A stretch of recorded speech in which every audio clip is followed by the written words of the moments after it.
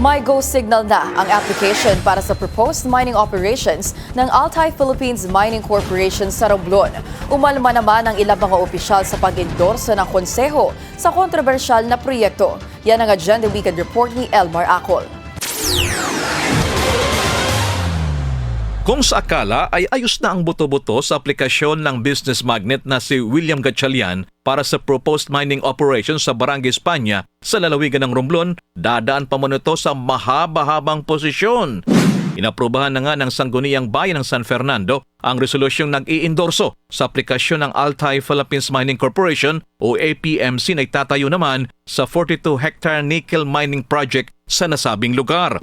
6 sa mga councilor ang bumoto pabor doon sa application para sa Declaration of Mining Project Feasibility and Related Permits, habang 2 miyembro ng Municipal Council ang absent sa naganap na sesyon. Ang pag-endorso ng konseho sa pagmimina taliwas sa naunang desisyon ng Barangay Local Government Unit kaugnay sa company application. Agad namang umalma ang Romblon Governor Turina Fermalo Fabic sa pag-aproba sa kumpanya ni Gatchalian. Ayon sa gobernadora, ang naturang endorsement ay dadaan pa sa mas malawak na proseso bago ang pinal na pag-aproba sa proyekto. Git nito, ang biodiversity at ecological significance ng Sibuyan ay likas na kayamanan na kapag nawala ay hindi na maibabalik pa. Ikinalungkot naman ni San Fernando Mayor na si Fernando Nanding Marin ang hakbang ng kanyang mga konsihal. Anya nasaktan siya sa pag-endorso sa naturang resolusyon.